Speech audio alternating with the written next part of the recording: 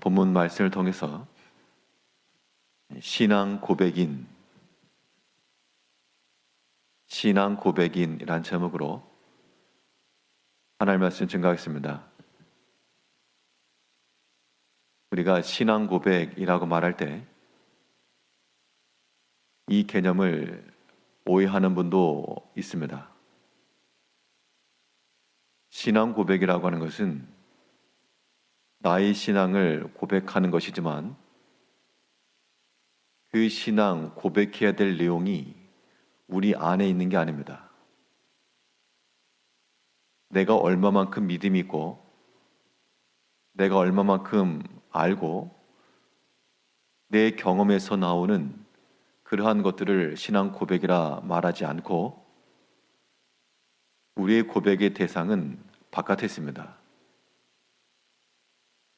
신앙 고백과 본질상 같다라고 보여지는 그러한 일상적으로 우리가 이해할 수 있는 단어는 심사평입니다. 심사평. 오디션 프로그램이 많으니까요.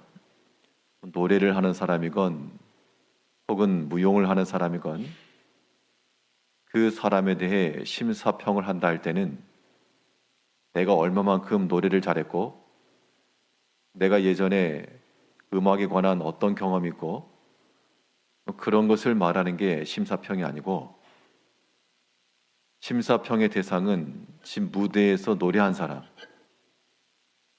또 그 무대에서 무용을 한 사람 그 사람을 놓치지 않고 주의 깊게 보고 그 사람의 행한 것을 말하는 것이 평입니다. 신앙 고백도 이와 같아서 내가 예전 얼마나 열심히 했고 내가 성경을 얼마만큼 알며 내 믿음이 이 정도다 라고 하는 내 속에 있는 것을 꺼내는 것이 신앙 고백이 아니라 우리가 주목할 대상은 바깥에 하나님께 있는 겁니다. 하나님이 어떻게 행하셨고 하나님은 어떤 하나님이시며 그것을 주의 깊게 보고 놓치지 않고 그대로 표현할 줄 아는 것, 이것이 우리의 참된 신앙 고백인 겁니다.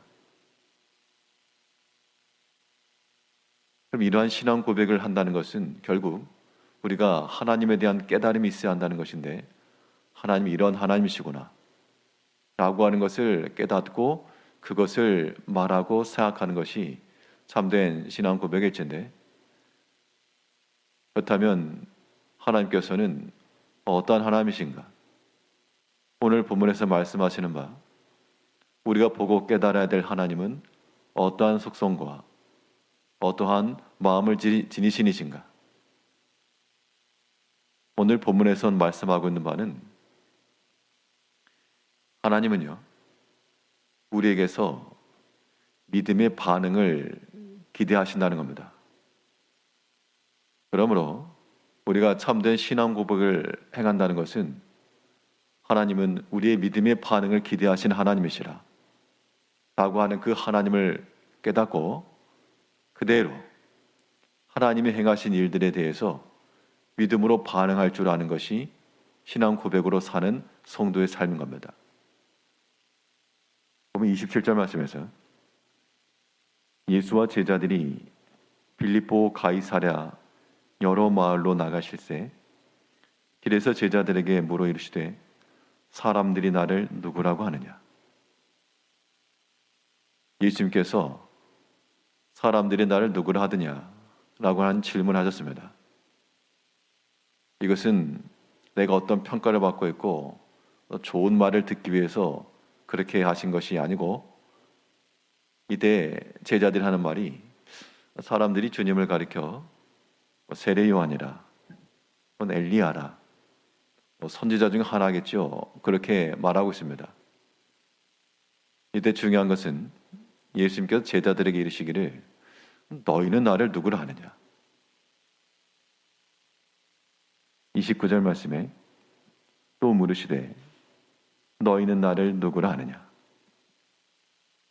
이것이 주께서 우리에게 물으시는 질문과 똑같은 겁니다. 너희는 나를 누구라 하느냐? 너희가 아는 바 하나님이 어떠한 분이시며 또한 나를 어떠한 존재로 알고 있느냐? 주님께서 이렇게 물었다는 것은 그 제자들이 예수님에 대해서 바로 알고 또 바로 깨닫고 있기를 기대하신 겁니다.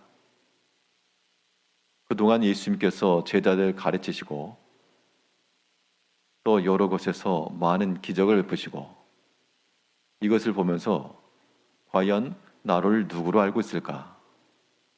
라고 하는 질문을 하신 겁니다. 우리가 어떠한 이 반응에 대한 궁금증이 있다는 것은요, 그 사람에 대한 관심과 애정과 사랑이 있다는 뜻이기도 합니다. 전혀 관계가 없고 관심이 없는 사람이라면 그 사람이 뭐라 생각을 하든 내가 할 바만 하면 된다. 그렇게 나가기 쉽지만 관심이 있고 또 애정이 있는 그런 경우는 내 하는 말과 이 모든 것을 어떻게 봤을까? 또 어떻게 평가해 주는가? 굉장히 신경을 쓰게 마련입니다. 예수님께서 그 제자들에게 말씀하시기를 너희는 나를 누구라 하느냐? 그 제자들의 답변을 그 반응을 기다리신 겁니다. 이때 베드로가 뭐라 말했는가 하니 29절 보니까요. 너희는 나를 누구라 하느냐? 베드로가 대답하여 이르되 주는 그리스도시니이다 하며 예수님에 대한 바른 판단, 또 바른 관찰, 또 정확한 신앙 고백이 나왔습니다. 주는 그리스도십니다. 그 말을 들었을 때 예수님께서 내가 복되도다 라고 말씀했죠. 우리가 하나님을 깨닫고 바른 신앙 고백을 해도 그것이 우리에게 복이 된다는 겁니다. 왜냐하면 그 하나님을 알았기 때문에, 그 하나님을 깨달았기 때문에 그 자체가 큰 복이라. 그러므로 세상에서 얻을 수 없는 복이 바로 우리 믿음의 고백에 있는 겁니다. 우리가 하나님을 믿노라고 말할 때 하나님께서 이제 우리에게 이렇게 물으신다면 너희는 나를 누구라 하느냐? 사람들이 말하는 대로 제자들이 그랬죠. 사람들이 이렇게 말합니다. 우리도 사람들이 말하는 것처럼 전능하신 하나님이요, 능력의 하나님이요, 자비의 하나님이요, 그렇게 말할 수 있습니다. 그런데 하나님께서 우리에게 요구하시는 것은 너희는 나를 누구라 하느냐? 너희 입에서 너희가 깨달은 바 하나님은 어떠한 하나님이시냐? 이걸 우리에게 물으시는 겁니다. 여기에 대한 우리 자신들의 반응, 이것이 곧 우리의 신앙 고백입니다. 그러므로 참된 신앙 고백인으로 산다는 것은 내 안에 얼마만큼 믿음이 있고 내가 얼마만큼 큰 수고를 했고 이것을 꺼내놓고 나열하는 것이 신앙 고백 아니라 우리의 보는 바, 내 삶 가운데 역사하신 하나님, 참으로 어려울 때 나를 도우시는 하나님이요, 또한 나를 지켜주시는 보호의 하나님이요, 또한 능력의 하나님이요, 이런 하나님을 잘 보고 그대로 반응할 줄 아는 것, 이것이 우리의 신앙 고백의 삶인 겁니다. 하나님은 우리에게서 믿음의 반응을 기대하시는 하나님이시므로 모든 일마다, 모든 때마다 내가 어떻게 했다, 자기 중심을 가지고 말하지 말고 이 일을 통해 하나님께서 어떻게 역사하셨으며 이것은 참으로 하나님의 놀라우신 일이며 또한 이것이 나를 위한 하나님의 뜻이며 우리는 그렇게 하나님을 발견해 나가야 됩니다. 뿐만 아니라 하나님은 어떤 하나님이신가 하니 하나님 나라 일을 우선할 것을 기다리시는 하나님이십니다. 그러므로 참된 신앙 고백으로 산다는 것은 우리가 어떠한 일에든 자기 일을 우선하지 않고 하나님의 일을 우선해 나갈 때 하나님을 바로 발견하고 참된 믿음으로 사는 겁니다. 예수님께서 십자가의 죽으심을 이야기하니까 베드로가 항변했다 그랬습니다. 다른 성경에서는 그렇게 하지 않겠습니다. 그러면 안 됩니다. 그 정도였는데 오늘 본문에서는 항변했다. 그냥 자기 주장을 골찍 나타낸 거죠. 그거는 타당치가 않습니다. 예수님도 한 수 가르치려고 하는 자세인데 그때 예수님께서 어떻게 말씀하셨는가 하니 사탄아 내 뒤로 물러가라. 33절에서요.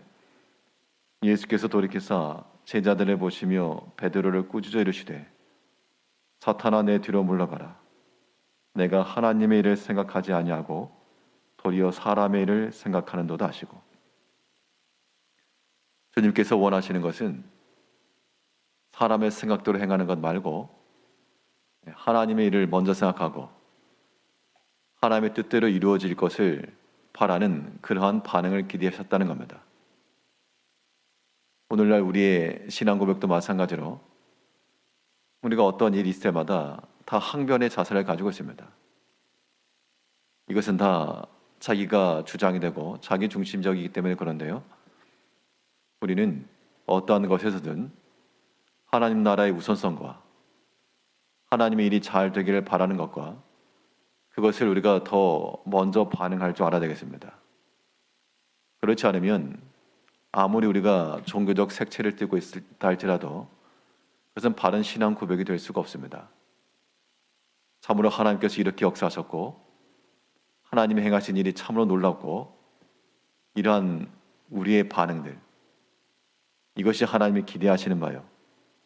또한 우리가 하나님을 놓치지 않고 잘 보았다면 이러한 평가를 내릴 수 있어야 됩니다.